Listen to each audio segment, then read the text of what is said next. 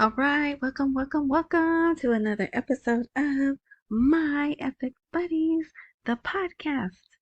And I say podcast because there's also a blog and there's also a video, and I'm going to see if I can get on Apple TV.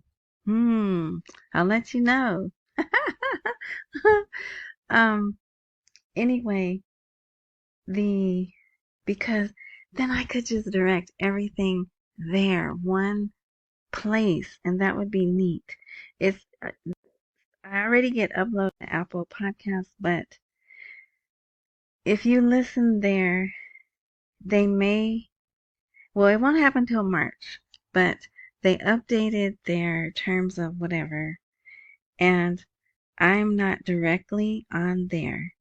So even though it recognizes me and it knows, hey, yeah, you do my FX Buddies, I don't have the password and log in to get in. So I'm supposed to go click on this thing to state that I agree with the terms or they're not going to carry me anymore. So, yeah, but it won't be till March anyway. So that's that. But you could still always do an internet search for my FX Buddies and then other places come up. So Spotify.com, if you have a paid uh, membership, whatever, I think you can watch the video there. And that is Spotify.com, my FX Buddies. And then RSS.com has a transcript. So if English is not your first language, and you're like, what the heck is she saying? You can read that transcript. And there are some people who live in other countries that listen. So that is amazing. All right. What's the other one? If you're on YouTube, look in the description box and there'll be a link to the video. And it's 2.5 minutes. I failed again. All right. So that's everything. No matter where you're listening, there's always a link to the blog because there's an article you may want to read that I didn't post anywhere else because I'm a little leery of the name of the website. Okay. So let's get to it.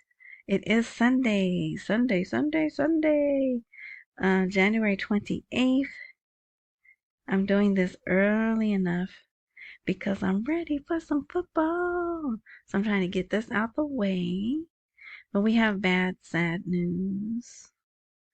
Let me see. How can I get down? So, I don't have that much in military stuff because it's really depressing. If you're watching this video, I apologize, but I'm trying to get all the way down to the bottom.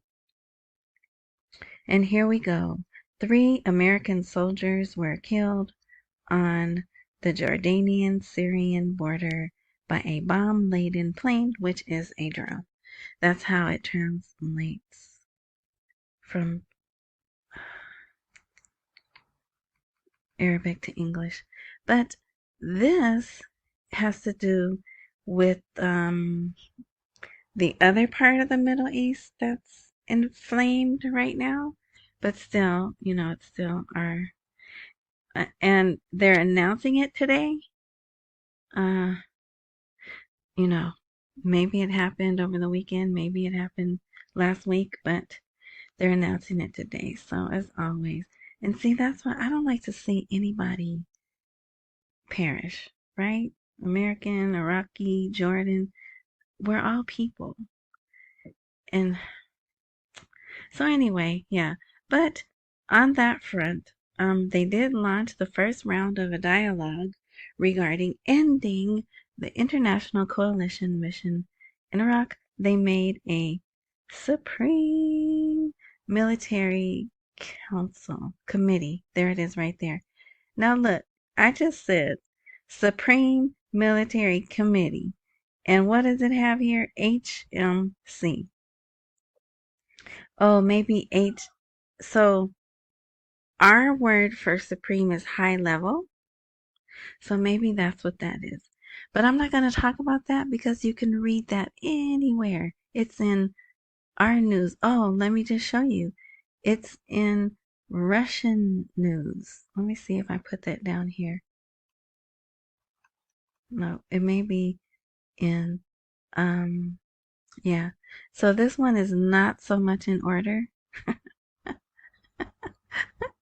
but that military one is under military stuff. And then this one, why Iran doesn't want U.S. forces out of Iraq. Now, this is a great article to give history of, because it boggles my mind that Iran has so much influence in Iraq. And then if we're over there, doesn't that mean we're dealing with Iran also? But anyway, yeah, so there's this one part. This was a protest. Iranians were out. Excuse me. Iraqis were out.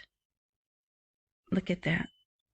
That's a lot of people. Some people can look at that picture and know approximately, but it goes all the way back down there and all the way back down here. And this was from Iran hitting Erbil on January 22nd. Okay. So, they even talk about the U.S. Treasury. Here, the cherry on top. Okay. So if you want to read this, the only place where you could try to find it on the Daily Beast. That's the name of this website. And I'm sorry, I can't take a website seriously that's called the Daily Beast. But it is a good article, and the guy who wrote it is of Middle Eastern descent, at least his name, which I thought I put here. Well, his name would lead you to believe that he is. So that is on the blog if you want to read that. Okay, now let's see. What is this? So there's Kurdistan, rather. There's a few articles here. Hoshar Zabari, I'm sure I'm not saying his first name right. He is in the news talking, even though he's been out of politics probably 9 years. They still, for some reason, like to interview him.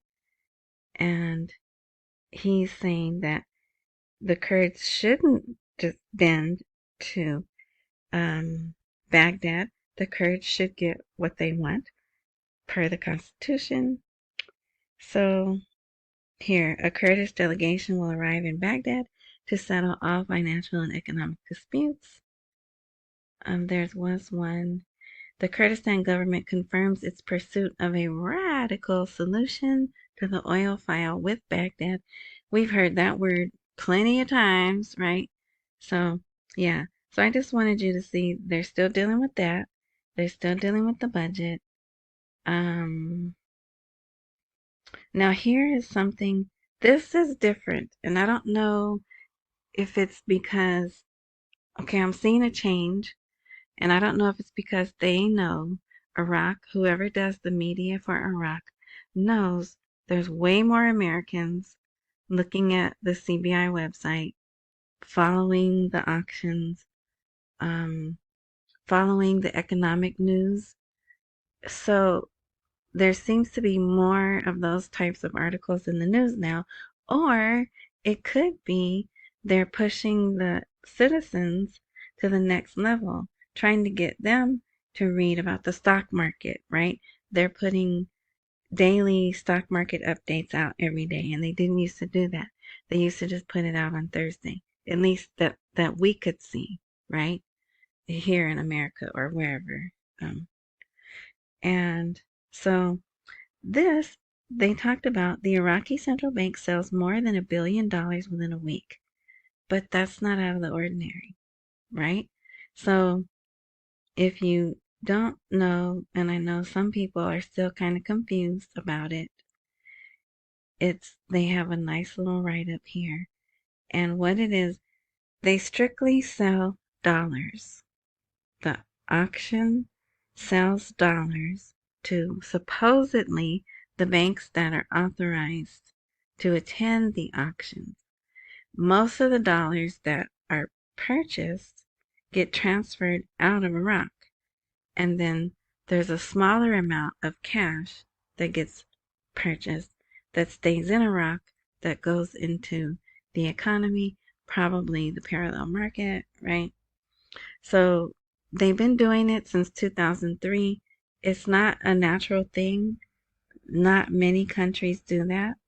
So we went there and we set it up, and everyone knows corruption flows through the auction, right? Okay, but also we're going to go all the way up to the top. This is a big article. I have not watched their TV yet today because I was doing something else. So there's 5 pages here. This is explaining to all approved banks. See that? ALL. All approved banks who want to strengthen the assets of the corresponding banks abroad. They gave them very specific instructions for March 1st, 20. Now, you know what? No, this is January 3rd because, wait, it's in the title, March, right? They do their date. Yeah, it says starting March. Okay. The Central Bank of Iraq decided to restore the mechanisms for financing Iraq's foreign trade starting next March, but that's this coming March, March 1st, 2004. This is new, you guys. This is new because, why? Because it's new that they're dealing with these other currencies, the yuan, the rupee, the Emirati dirham, the Jordan dinar, right? It's new. So these are new things. And so they're getting away from, I believe, asking the Federal Reserve and SWIFT. And they have to pair with a corresponding bank in the country of that money. And it's even listed. So it's a 5-page document. And there it is. See, it's here. It's all on the blog for free. You don't have to join anything. You don't have to pay anything. But see, all this is in English. Ooh, Crow. I don't think I would bank with a bank called Crow. But anyway, ooh, Baker Tilly. Huh. Anyway, see, I didn't even intend to do that, but I just wanted to show you. So I have translated it. It's very easy to read. And you can go to the blog. It may be all around Dinar land. It may not. Because it's nothing saying we're going to the bank tomorrow, but it is new, which means forward progress, right? And, that's what in March comes before April. I'll just leave that there. But anyway, yes, if you want to read that, but look how specific. On Monday, they can buy yuan, rupee, the Turkish lira, and the dirham. Now, Tuesday, it says the Emirati, which I thought the Emirati was the dirham. Wednesday, the euro. And then the dollar all the days of the week. So, see, that means they're ready to do this. When they start putting this stuff out very specific like this, they've had all their meetings. And they even have a cutoff time. 1 o'clock each working day is the cutoff time. So I think this is a good sign of forward movement. And yeah, so I'm encouraged by that. Okay, so let's see. Okay, we're at 15 minutes. We're doing good. Here's an article. Iraqis do not trust their banks, and bankers reveal the reasons. And they just talk about how they still have the bulk of the money at home in safes or under their sleeping pillows. They consider that safer than the bank. And they talked to Sahira Shakur. She's 56. And she got a loan. She thought the loan was for X amount and it would be done in this much time. Surprise! It wasn't. Yeah, so if you want to read, it is long, but you know, if you want to understand why they don't trust their banks, and it goes all the way back to 1991. Yeah, so all right, here the Iraqi banking sector enters a state of alert. New U.S. sanctions loom on the horizon. So this person is saying, and his last name is Halabusi, but it's not the House Speaker that just got ejected or whatever. And he's saying, you know, if you tell the Americans to go, don't be surprised if they don't start putting sanctions on us. So this Baghdad hosts the Iraqi Jordanian Economic Integration Forum. If you want to read about that, you can. There's another version too with a very beautiful lady. Maybe I'll put that there, but let's see. Oh yeah, so they hit, oh, the reason I have this, Iran struck a gas field. And if you remember, I said once they start attacking the oil fields and the gas fields, that's considered escalation and it's not good. So that happened. It even was strong enough to put out the power in a lot of a widespread power outage. Okay. This is Kurdistan. This is happening in Kurdistan. And then, meanwhile, there, Sadani is being praised because he's saying we're going to have our own gas platform and it'll be operational within 2 years. I thought that was funny. And they're like, Iran's like, yeah, But until then, here you go. And then also, if you didn't hear about this, the Houthis targeting a British oil ship in the Gulf of Eden with a direct hit. And of course, Britain was denying it, but they have pictures, and to me, it looks like the ship was sinking, but I don't know. It's so hard to trust things on the internet. Okay, and so it wasn't long, maybe a day and a half, because I still get confused about the time, and they were able to restore the power. Okay, did I talk about this article? I don't think so. No. So here, the fragility of the Iraqi economy is on a dangerous rise, and monetary policy is at the heart of the storm. So it's just talking about, I don't really want to focus on this because there's a better article, okay? But if you come to the blog, you might want to read that. But I mean, who doesn't know that the economy is dangerous and frail, right? To no fault of their own, right? And here's my one commercial. Don't leave money on the table. $75 to be exact. So if you want to find out, I know those Christmas bills are coming due. Go to my blog, go to the blog and click on that. And then there's more information about it right there. Okay, here, what's this? Parliamentary finance, the U.S. Federal Reserve, which, yeah, it's supposed to be the Treasury, right? But, you know, some people think they're one and the same. Okay, sorry. Besieges the Iraqi citizen with dollars. So, again, they're just saying that we are manipulating the parallel market, right, with the dollar. Okay, let's see. Oh, this was encouraging, kind of. At least the title's pretty good.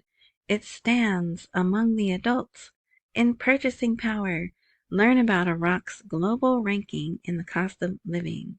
So they're 118 out of 146 countries, but they gained, I think, 18 points. Where's the Arab one? It's ninth. So Iraq is ninth in the Arab world after Qatar, Bahrain. People tell me, you don't say it right. You're supposed to say it like this. So, Lebanon, Saudi Arabia, Oman, Kuwait, Jordan, and Palestine. What? Really? So, yeah. But they increased by some points here. But anyway, so thought that was nice. And then we already talked about that. All right. We are moving right along. So pretty much that's what the whole week was about, was them making that Supreme Military Council. And Alina Romanowski, she's going to be replaced. That is no big deal. They only do like a year or two. So I guess she's only doing a year. But people are like, don't panic. And then some people are like, oh, the next person, they're perfect for this. They've been through this and they've been through that. So then all the other ambassadors were not prepared to do the exchange. And all these times that we were told the RV was about to happen, it wasn't. So don't read into that. I mean, people, and I think that's what happens when you charge for your content. People try to make it sensational to make you feel like you're getting your money's worth. And I'm not saying you're not getting your money's worth, but okay, and this is my opinion. They switch up ambassadors all the time. They can do 1 year, like Brett McGurk. He did 2 years. And then because they still wanted him involved, they created some new position and put him in that position to work alongside whoever the ambassador was, right? So yeah, but so that's happening, but it's no big deal. It's not holding up the RV or anything like that. Okay, so we already talked about that. Okay, so I'm gonna finish out with my favorite article of the weekend. And it's the guy who looks like my favorite uncle who's passed. So, and it's the title of the blog. Al-Nusairi identifies the causes of exchange rate fluctuations and recovery measures. Now, he typically he does long articles, but he goes back and he does a history, right? And I think that's what makes them so long, is because he always does the history. And he's not the CBI. He doesn't work for the CBI. But, well, now they're calling him advisor to the Iraqi Private Banks Association. But he gets invited to all the swanky parties they have. When he writes books, they give him awards for his books. He, for some reason, he's really tight with the CBI. So he's not just a regular economist or professor, right? So I like, the whole thing is good, right? You should read the whole thing. He talks about the merchants and, how now they can do deals with the other currencies direct: China, India, Turkey, and the Emiratis. But if the merchants do not adhere to international banking standards that guarantee the arrival of the dollar to the final beneficiary or exporter, so dollar transfers are manipulated and reach countries sanctioned by the U.S. or besieged internationally. Therefore, the efforts of the central bank and the government in 2023 were focused on drawing up a strategy for banking financial reform and the purpose of controlling exchange rate stability. So then he says they're also trying to build new international understandings with international banks and opening accounts for our banks in correspondent banks, as more than 40 have already been opened, right? With American, Chinese, Emirati, Turkish, and Indian banks. They left out Jordan and Egypt, right? It doesn't say Egypt there, right? They also have Jordan banks and Egypt banks. Egypt. Okay, so we expect that during the next 2 months, which would put us where? April. The number of Iraqi banks that have accounts will exceed. Okay, yeah, will exceed. There are 30 banks, but you just up here said, well, 40 accounts, maybe not at 30 banks. Okay, I'll give them that. 40 accounts, maybe at 15 banks, right? But so they expect to have 30 banks. Okay, so then more about that. He says, we will also take measures in cooperation between the central bank and the government to comprehensively expand the use of electronic payment and move to digital transformation and a cashless society in all fields. And you know, I hate that, but that's where they want to take us. So he closes by saying, the availability of foreign cash reserves exceeding $100 billion confirms that the Iraqi dinar will recover and that it is strong, as the local currency in circulation is covered by foreign cash reserves, in addition to other executive measures to support and stimulate the local product and control the monetary market and the commercial market. It will control the exchange rate, as I expect, in the coming period. I know. We don't want to hear that. We don't even know what the coming period is. But the point is, he's talking in the future. And usually he's talking in past and present. But he's talking about kind of present, but future too. Like we're doing this now and we're going to expand. I think this is excellent. It's very encouraging. I would be even more enthused if it was from the CBI directly, which they kind of have said these things, just not all in one article, right? This usually they put a little bit out here, a little bit out there, and he's just saying it all at once. So that's it. It's short, but that's because there's other stuff. It's funny, the IFC, which is a subsidiary of the World Bank, invested in the cement company. And then not even 2 hours later, an article comes out saying, oh, look here, we arrested one of the top people who works at the cement company.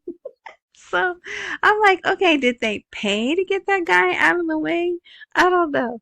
But there's so many things going on.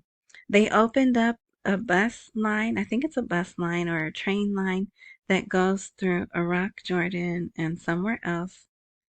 That they're not working on it. It opened, right? Today supposedly it opened. So they're moving along as much as they can, right? Okay, and so it's getting out that the people were in the streets celebrating, and yes, they were, but they were celebrating because their soccer team has moved on to the next level. Monday, they played Jordan, and you would think it was the World Cup. They are out in the streets with flags, their flags wrapped around them. And then Sadani came out and said, okay, that's it. Tomorrow, everything shuts down at 2 p.m. and we're going to go watch the game. So I hope they win. If they don't win, I think they'll be devastated. But, I don't think they set things on fire. They don't burn stuff like other places. They just, I don't know. We'll see what happens. But I yeah. So that is true. They are in the streets celebrating, but it's for the game, the soccer game. All right, the soccer team, football, whatever, right? You know what I mean. All right, thanks for listening.